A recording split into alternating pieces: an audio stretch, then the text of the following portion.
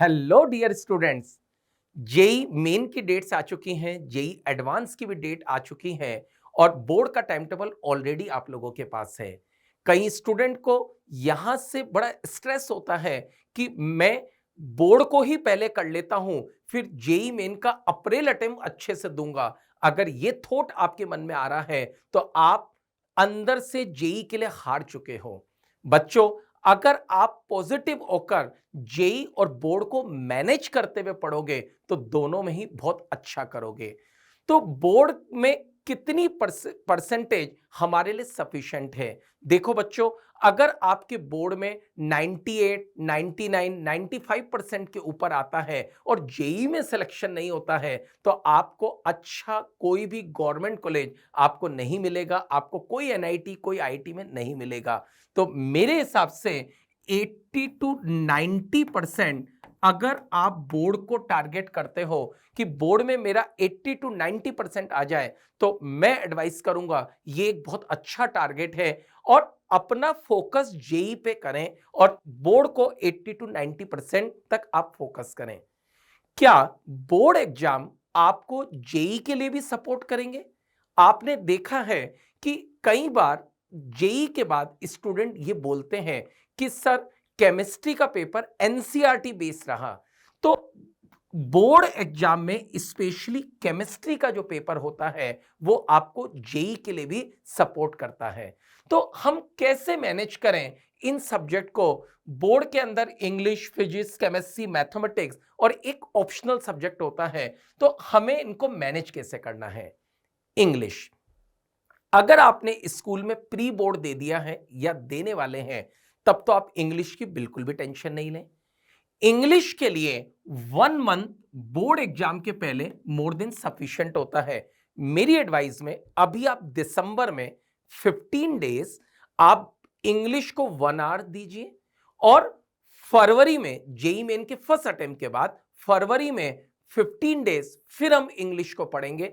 1 month English के लिए sufficient होता है। इंग्लिश के लिए हम क्या पढ़ेंगे?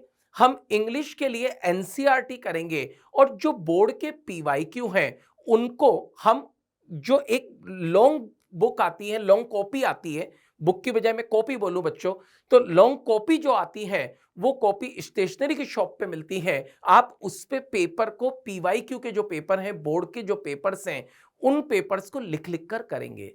तो मेरी एडवाइस में आप इंग्लिश के लिए बहुत ज्यादा टेंशन नहीं लें, ये 1 मंथ के अंदर आराम से हो जाती है। फिजिक्स, फिजिक्स की प्रिपरेशन में आप बोर्ड के अंदर लगभग लगभग जेई जैसी ही प्रिपरेशन है, लेकिन बोर्ड में डेरिवेशन एक्स्ट्रा आते हैं। तो आप बोर्ड की प्रिपरेशन करते हुए आप क्या करेंगे? आप एनसीईआरटी के सारे डेरिवेशन आप करेंगे, उनके एक शॉर्ट नोट आप बना लेंगे और हम पीवाईक्यू करेंगे। इसी तरह से केमिस्ट्री, केमिस्ट्री में जितना आप एनसीईआरटी करोगे वो आपके जेई को ही सपोर्ट करेगा। तो एनसीईआरटी को फर्स्ट टाइम पढ़ने पर तो ये फील ही नहीं आता है कि ये जेई को सपोर्ट कैसे करेगा, लेकिन जब एनसीईआरटी को 2 टाइम, 3 टाइम, 4 टाइम पढ़ते हैं, पीछे से हम क्वेश्चंस करते हैं, ऑर्गेनिक के जो हम रिएक्शन मैकेनिज्म के क्वेश्चंस करते हैं, आप इनऑर्गेनिक के, फिजिकल के जब हम क्वेश्चंस करते हैं और आप जेई के आए हुए क्वेश्चंस को आप देखेंगे तो वो उन्हीं कॉन्सेप्ट से बने हुए हैं। तो आप केमिस्ट्री में आपको एनसीईआरटी जेई के लिए बहुत सपोर्ट करता है।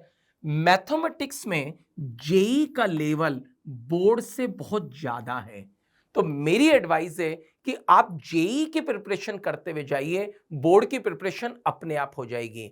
इसके अलावा एक ऑप्शनल सब्जेक्ट और होता है, ये ऑप्शनल सब्जेक्ट के लिए भी 1 मंथ इनफ होता है। 1 मंथ के अंदर 15 डेज हम अभी देंगे दिसंबर में और 15 डेज हम फरवरी में 1 to 15 के बीच में हम वहां पर देंगे। तो इस तरह से 1 मंथ इनफ होता है।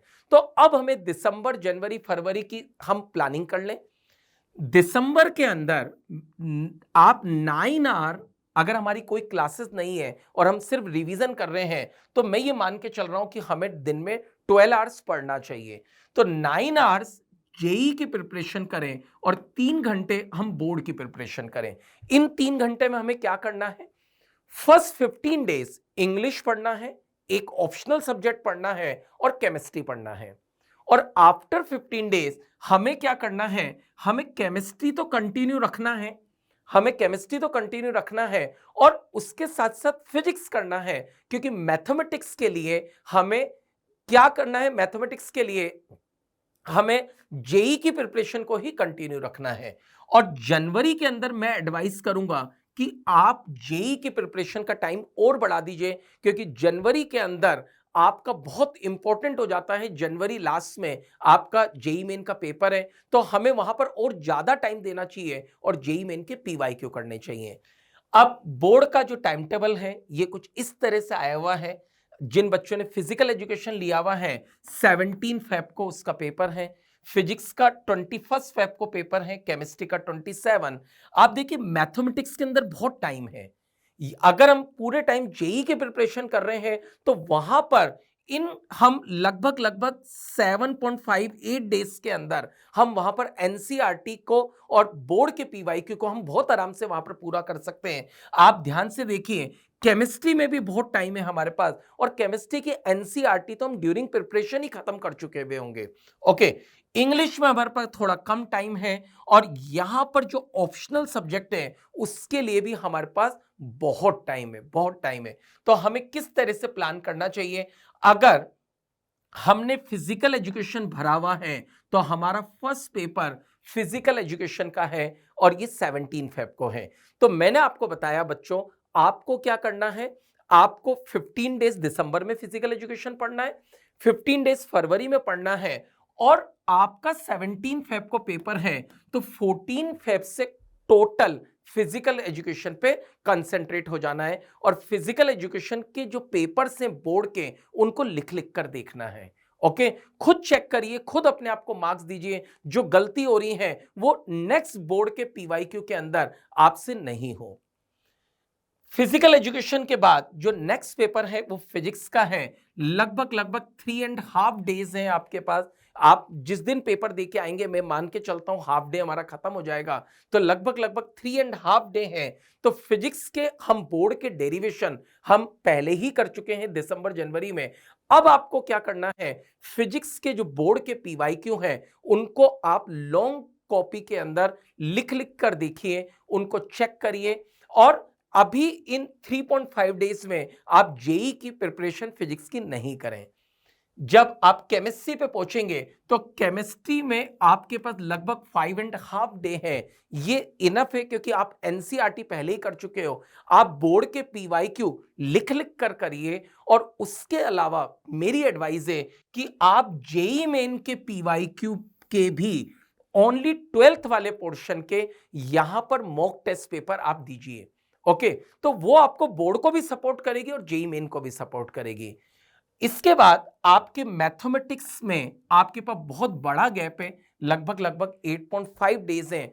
तो मेरी एडवाइस है कि जेई मेन के कुछ इंपॉर्टेंट चैप्टर्स जैसे vector, 3D, matrices, determinant, limit continuity differentiability, integral calculus और इस तरीके के जो चैप्टर्स हैं, मेरी एडवाइस है कि पहले आप 4 डेज टोटली बोर्ड पर फोकस होके एनसीईआरटी का एक एक क्वेश्चन कर लीजिए, कुछ बोर्ड के पेपर लिखकर देख लीजिए, और उसके बाद भी मेरे हिसाब से आपके पास 3 डेज बचेंगे। वहां पर आप इन चैप्टर्स के, ये चैप्टर जेई मेन के बहुत स्कोरिंग चैप्टर्स हैं, इन चैप्टर के आप जेई मेन के पीवाईक्यू अटेम्प्ट करें और इनको और स्कोर करें। इसके बाद आपके पास मैथ्स का पेपर 8 मार्च को हो गया, तो इसके बाद नेक्स्ट पेपर आपका इंग्लिश का है। इंग्लिश की प्रिपरेशन हम 1 मंथ पहले ही कर चुके हैं। यहां पर जो 2.5 डेज आपको मिलेंगे, इन 2.5 डेज के अंदर आपको क्या करना है, इंग्लिश में जो आपका कॉम्प्रिहेंशन बेस्ड क्वेश्चन है, जो आपके बुक से जो क्वेश्चंस आ रहे हैं, इन क्वेश्चंस को लिख लिख कर देखना है। ओके, और इसके बाद अगर आपने ऑप्शनल सब्जेक्ट भरा हुआ है तो आपको प्रिपेयर करना है। अगर आपका फिजिकल एजुकेशन वहां खत्म हो गया तो इस जगह पर आपका बोर्ड का पार्ट खत्म हो चुका। अप्रैल अटेम्प्ट के लिए आपने भले ही ऑप्शनल सब्जेक्ट भरा हुआ हो, मेरी एडवाइस है कि जेई पे ज्यादा फोकस करें और डेली 3 आवर ओनली बोर्ड की प्रिपरेशन करें, जो भी आपका ऑप्शनल सब्जेक्ट है। क्योंकि आपके पास यहां पर डेज बहुत हैं, 17 डेज है। 17 डेज में अगर आप 3 घंटे भी डेली करेंगे तो आपसे बहुत आराम से हो जाएगा। मैं यहां पर 11th के स्टूडेंट के लिए एक एडवाइस करूंगा कि 11th के स्टूडेंट को जब 11th में ही जेई की प्रिपरेशन करते हैं तो वहां पर अपने नोट्स में हर आर्टिकल के बाद थोड़ी सी जगह छोड़ देनी चाहिए और हाथों हाथ एनसीईआरटी पढ़ते हुए एनसीईआरटी की इंपॉर्टेंट चीजें उसमें वैल्यू एडिशन कर लेनी चाहिए। अगर बच्चे 11 से ही इस तरह से प्लान करते हुए पढ़ेंगे तो 12th के अंदर बोर्ड में और कम टाइम देना पड़ेगा। लेकिन जैसे मैंने आपको बताया, इस तरह से आप बोर्ड की प्रिपरेशन और जेई की प्रिपरेशन मैनेज करते हुए चलेंगे तो आप दोनों में ही बहुत अच्छा करेंगे। Thank you very much. All the best.